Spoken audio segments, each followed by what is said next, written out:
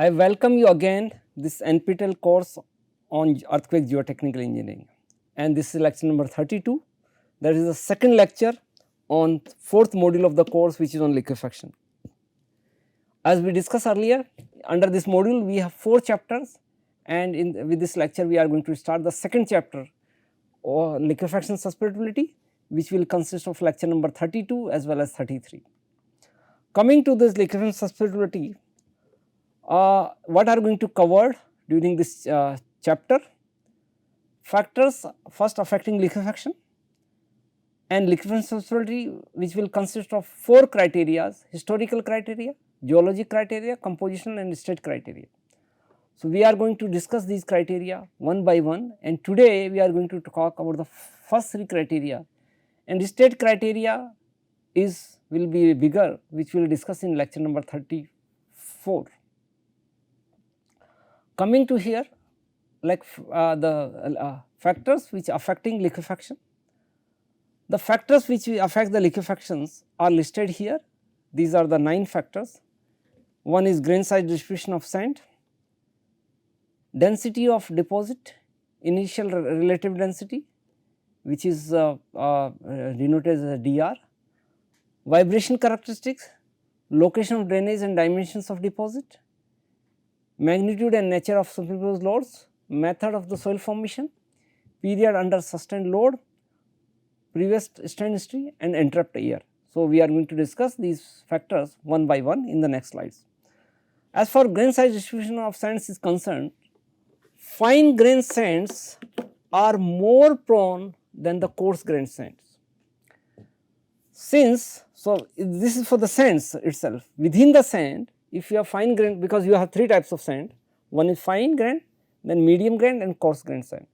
So, between fine grain sands and coarse grain sand, fine grains are more prone. Between fine and medium grains, again fine grains are more prone. So, in fact, fine grain sand and medium grain sands are subjected to liquefaction, but coarse grain sand is only subjected to liquefaction only remotely. So, this is rarely. Since the permeability of coarse sand is greater, and what is the reason? Why the compared to the fine grain coarse grain sand? Because coarse grain sand have the higher probability compared to the fine sand. As a result, the pore pressure which is developed during vibration or during shaking get dissipate more easily, and the chances of liquefaction reduces. So, the chances of liquefaction are less in the coarse grain soil compared to fine grain soil. Then uniformly graded soil, or what we call the poorly graded soils, are more susceptible to liquefaction than well graded sands. If you have the sand composition which is well graded, chances of liquefaction will reduce with grading if grading is improved. Second factor, initial relative density, and you know this factor is directly linked to the what we call the void ratio. So, when the void ratio increases, initial relative density will decrease.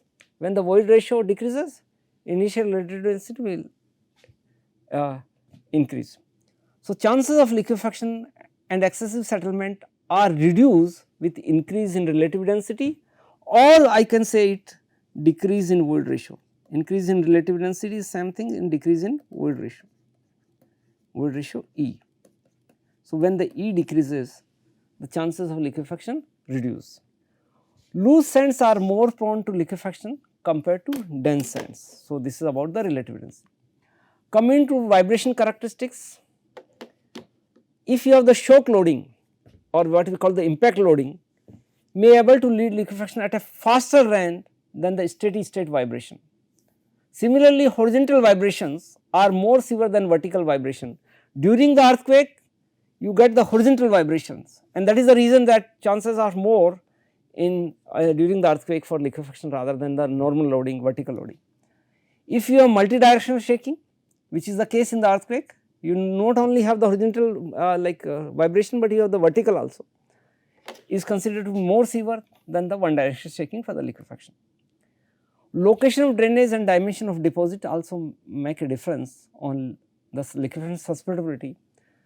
Sands are generally more pervious than fine fine grained soils. Fine grained soils means you have the clay and silt, and sands are naturally more pervious than this one.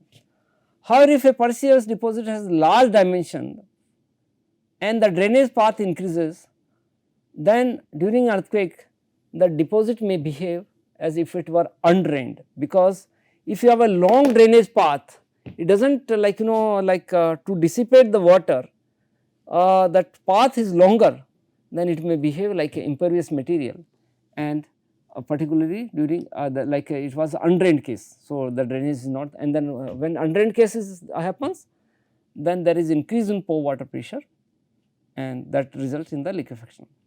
Therefore, the chances of liquefaction are increased, and for that the gravel dens are introduced to stabilize a potentially liquefiable sand deposits. The next, magnitude and nature of superimposed loads. Large initial effective stresses, if soil is subjected or soil deposit is subjected to large initial effective shear stresses, then it will reduce the possibility of liquefaction in isotropic stress condition. If the initial stress condition is not isotropic, that means it is anisotropic, then the stress condition causes liquefaction depending on the K0 value. What is K0? K0 is nothing but here coefficient of lateral earth pressure at rest, and for higher value of K0 chances of liquefaction increases. So, when the K0 increases, chances of liquefaction will increase. As for method of soil formation is concerned, liquefaction characteristics of saturated sands under cyclic loading are significantly influenced by the method of sample preparation and by the soil structure. Period under sustained load, older deposits are less prone to liquefaction, while the newer deposits are more prone to liquefaction. Strength increases with age may be due to some form of consolidation or welding which may occur at contact between sand particles.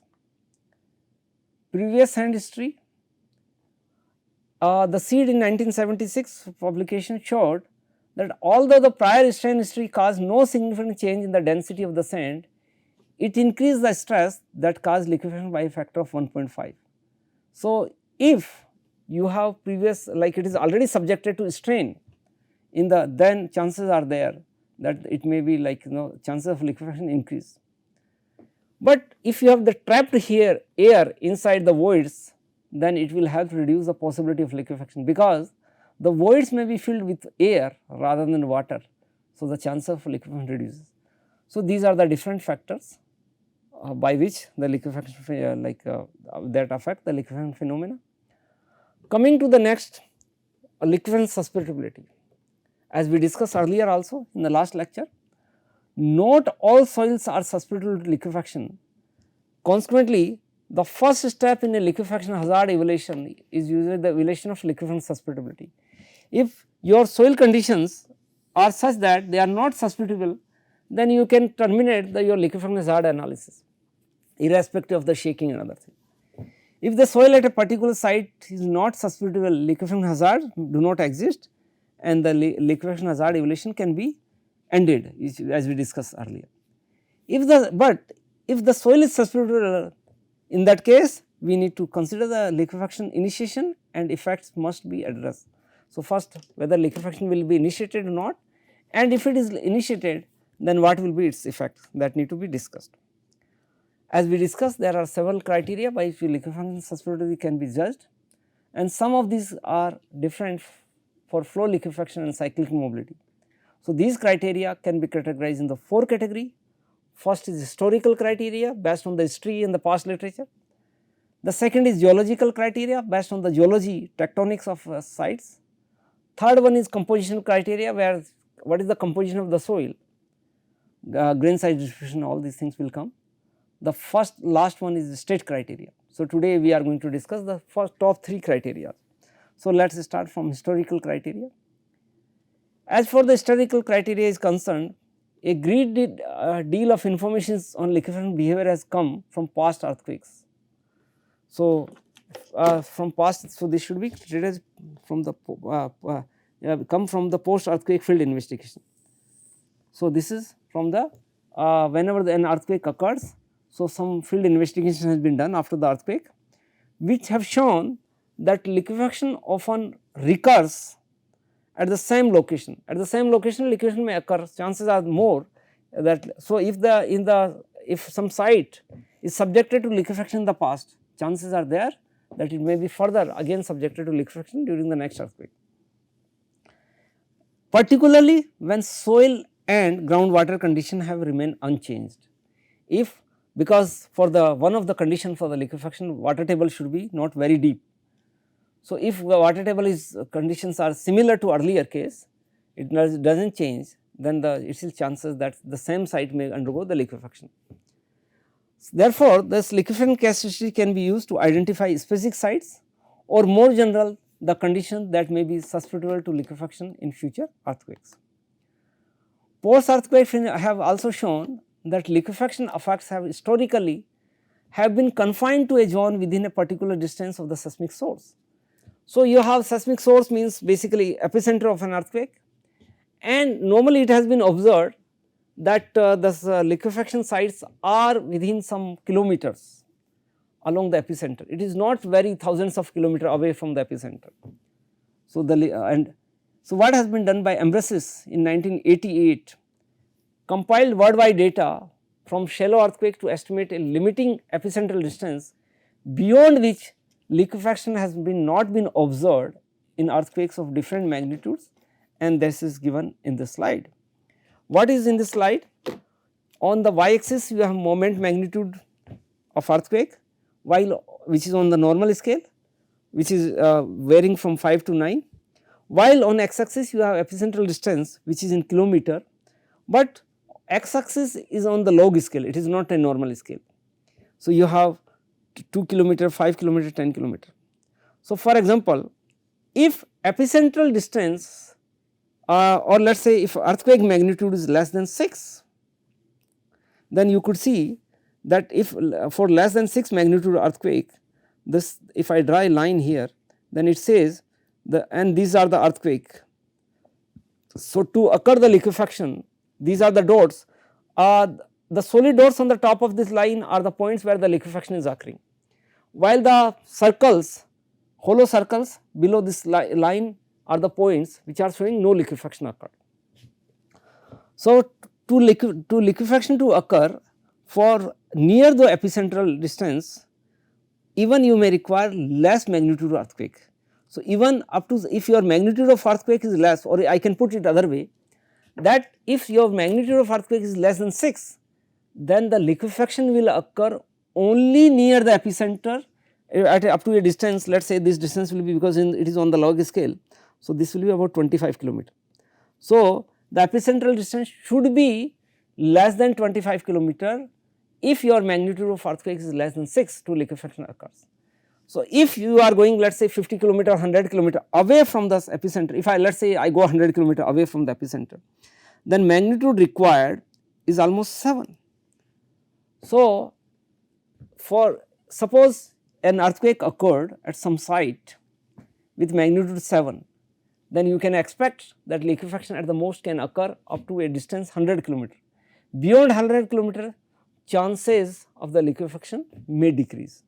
Similarly, when you increase, so here when you are increasing the magnitude of earthquake, the chances of liquefaction, it is that it may occur at far away, but here like even for 9 magnitude earthquake 500 kilometer. So, you may not expect the liquefaction beyond 500 kilometer distance from the epicenter of the earthquake. So, that is this is from the historical data, this is not the theoretical or from thumb rule, there could be exception, but these data are coming from the worldwide data. So, if you increase the magnitude, then the chances that liquefaction may occur far away, but if magnitude is less, then the liquefaction phenomena will be confined to a certain distance up to the from the epicentral distance. So, depending on that. So, in general, because like soil may not be susceptible some time, so it is maybe rare that if your magnitude of earthquake is less than 6, chances are there that liquefaction may not occur, because even if it occurs, then it may be only confined to the very close to the epicenter. So, this was what we have discussed. Continue with the historical criteria. The distance to which liquefaction can be expected increased dramatically with increasing magnitude. So, this is not a linear relationship, rather the curve is going like this. So, that is exponential increase with the magnitude, the distance up to which it occurs is increasing dramatically. It is not that if you you jump from 6 to 7 magnitude, then distance will be double, rather distance is going from 25 to 100 kilometer.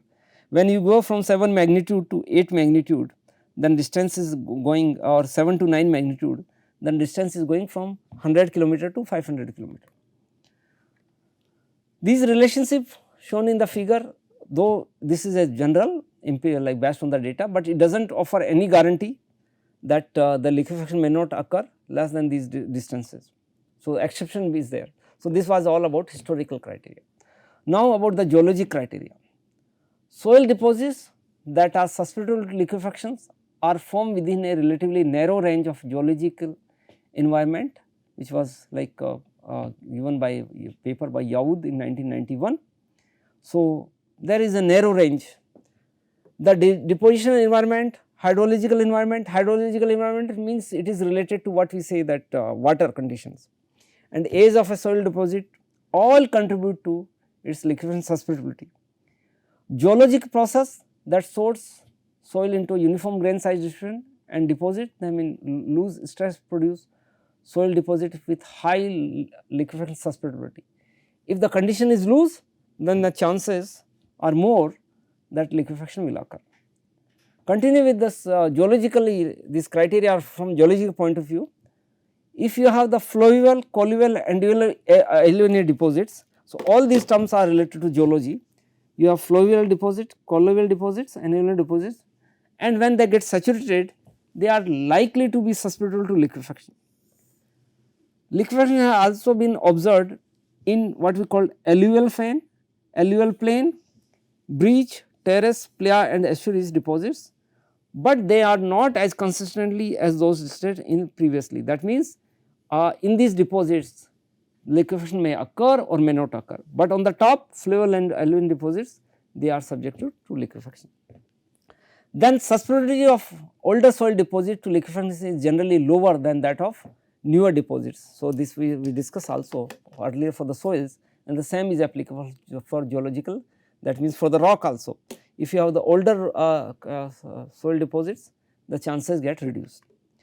Soils of Holocenic age are more susceptible than the soils of Pleistocene age. That means, the soils which are the older formation are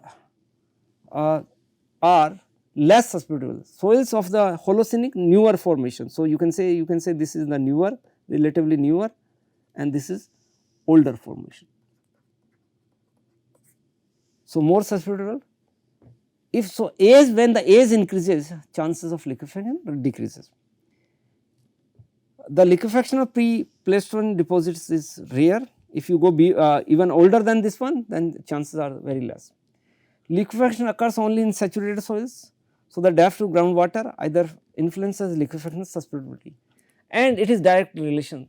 When the groundwater is at a shallow depth, then the chances of the liquefaction increases, but if your water table is very deep, then the chances decreases. Liquefaction susceptibility decreases with increasing groundwater depth. So, when the groundwater depth increases, that means the water table is going down, then effects of liquefaction are most commonly observed at sites where groundwater is within a few meters of the ground surface. For example, in the Roorkee-Haridwar region, the water table is highly variable. During monsoon, what happens? The water table comes almost on the ground surface, but during the peak summer it goes very down. So, as a result, the chances of liquefaction is quite high during the monsoon period, but it is in the peak summer when the water table is deep, the chances may reduce. At sites where groundwater levels fluctuate significantly, liquefaction hazards may also fluctuate, as one of the example is, as I said, let us say Roorkee-Haridwar region, where the groundwater table fluctuate very much depending on the season. Then continue with the geologic criteria.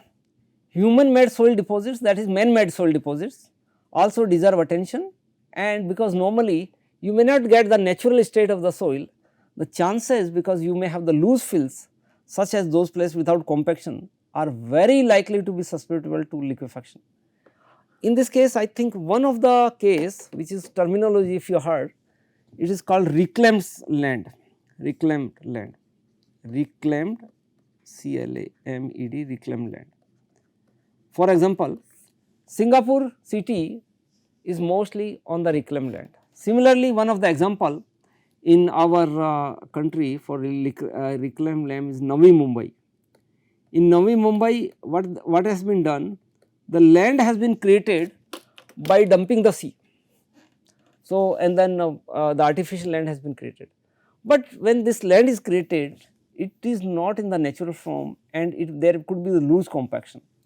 If the soil is susceptible, then the chances are there that in the loose compaction, the chances of liquefaction is more. The stability of hydraulic fill dams and mine tailing piles in which soil particles are loosely deposited by setting through water remains an important contemporary seismic hazard. Well compacted fills are unlikely to satisfy state criteria for liquefaction susceptibility. So, once you have, if you have well compacted fills, that means filling has been done and compacted properly, then chances of the liquefaction reduced. Since liquefaction requires the development of excess pore pressure, liquefaction susceptibility is also influenced by what we call the compositional criteria. So, we already discussed historical criteria, then geological criteria, and now we are going to discuss compositional criteria. And liquefaction susceptibility is quite much influenced by the compositional characteristics, and these compositional characteristics in fact influence the what we say the volume change behavior. So, volume change behavior takes place. The compositional with high volume change potential tend to be associated with high liquefaction susceptibility. So, here you can simulate like this one. If you have some soil deposits where you apply, particularly in the dry case, when you apply the stress, and if there is a large change in the volume, chances are there that when you do not allow the drainage, then there will be high development of pore water pressure and chances of liquefaction is more. These characteristics for composition include particle size, shape and gradation. Some of these we already discussed when we discussed the factors affecting liquefaction. For many years, liquefaction related phenomena were thought to be limited to sands. That means earlier it was thought that only sands may be subjected to the liquefaction. Fine grained soils which consist of clay and silts were considered incapable of generating the high pore pressure commonly associated with liquefaction, and coarse grained soils are considered to be too permeable to sustain any generated pore pressure long enough for liquefaction to develop. So, earlier what has been observed thought that only fine grained soils, only the fine sands will be subjected to liquefaction. Fine grained soils as well as coarse sands may not be subjected to liquefaction. However, more recently the bounds on gradation criteria have been broadened, and how this has been broadened, this is based on what is called the plasticity, but in general this compositional criteria given in the slide is based on the old thought of school. Here what is done, and this is the most vulnerable range for liquefaction. So, in this slide you have what is the we call the classification of the soils based on the different. Here 75 micron sieves divide between fine grained soils and coarse grained soils. So, on the left hand side you have fine grained soils, on the right hand side you have coarse grained soils, and up to let us say 0.002 mm you have the silt. Then within coarse grained soils you have sand, gravels, and then later other cobbles and boulders. So, when you have sand, and within the sand you have three types, one is fine, medium and sand. So, when chances of liquefaction is high for fine and medium sand, but less for the coarse sand. So, this is the most vulnerable range, like within this ellipse, the soil susceptible to liquefaction, and which consists of basically fine sand, medium sand and silt. When we talk about silt, it is basically non-plastic silt. Silt could be plastic and non-plastic. If you talk about clay, clay will be always plastic. For when you talk about clay, the plasticity will be there, but for the silt plasticity may be or may not be there. So, liquefaction of non-plastic silts have been observed in the laboratory and as well as in the field, indicating that plastic characteristics rather than grain size alone influence the liquefaction susceptibility of fine grained soils. So, for fine grained soils we need to link with the Pi. If Pi is high, plasticity is high, then the chances reduces, but if it is non-plastic silt, chances are more. Coarse silt with bulky particle shape which are non-plastic and cohesionless are fully susceptible to liquefaction as recommended by Ishihara in 1993. Finer silts with flaky or plate-like particles generally exhibit sufficient cohesion to inhibit liquefaction. So, to inhibit means to avoid the liquefaction, so chances reduces. So, if you have the finer silts and plate-like particles, then chances are reduced. But in the coarse silt, when you have particularly bulky particle shape, then the chances of the liquefaction is high. But in general, you can say non-plastic silts are subjected to liquefaction, while plastic silt may not be subjected. Continue with the finer soils. Clay remain non-susceptible to liquefaction, although sensitive clays can exhibit strain softening behavior similar to that of liquefied soil. So, what we call the clay may also lose its shear strength due to loading, due to shaking, but this will be treated as strain softening behavior rather than a liquefaction for the clay. Fine grained soils that satisfy each of the following 4 Chinese criteria may be considered susceptible to significant strength loss. So, for fine grained soils, these are the 4 criteria and all these 4 criteria need to be satisfied for liquefaction susceptibility. If even one of them is not satisfied, then we say that chances of liquefaction is not there. First criteria said the fractions which are finer than 0.005 millimeter should be less than 15%, it should not be more than 15%. If it is more than 50%, then you no need to check other criteria. So, then you can rule out the susceptibility. If answer of the first question is yes, then you say liquid limit should be less than 35%, it should not be more than 35%. Then natural water content should be 90% of liquid limit. So, this is the third criteria, and then liquidity index should be less than or equal to 0.75. And for a soil to be susceptible, mind it, all these 4 criteria need to be satisfied simultaneously. Even if one of them is not satisfied, then we will say that soil is not susceptible to liquefaction. Now, coming to the gravels, we talk about the fine sands, particularly the clay and silt, but what happens to gravels? So, normally gravels are not considered to be susceptible to liquefaction, but it has been this is on another end of the grain size spectrum. One side you have clay and sand, another side you have gravels. Liquefaction of gravels has been observed in the field as well as in the laboratory. The effects of membrane penetration are now thought to be responsible for high liquefaction resistance observed in early laboratory investigation of gravelly soils. So, what has been observed in the early investigation in the labs, that the liquefaction there is high liquefaction resistance, that means chances of liquefaction is less, and this was due to the what is called the effects of membrane penetration. So, now the effect when we avoid the effects of membrane penetration, later investigation has been pointed out that even gravels are susceptible to liquefaction. When pore pressure dissipation is impeded by the presence of impermeable layers, so that truly undrained condition exists, gravelly soil can also be susceptible to liquefaction. So, if you have the impermeable layers where the permeability get reduced, then the chances even is for this chances are there that liquefaction occurs even in the gravels. Coming to the continue with the compositional criteria, there is one of the issues related to gradation. Liquefaction susceptibility is influenced by gradation, and well graded soils are generally less susceptible to the compared to the poorly graded or uniformly graded soils. This has been we already discussed. Because what happens in the well graded soil, there is a filling of voids between the larger particles by smaller particles in a well graded soils. It results in lower volume change potential under drained condition and consequently lower excess pore pressure under undrained condition. So, one side you have drained condition, another side you have undrained condition. So, lower volume change potential will be there when you have when you allow the drainage.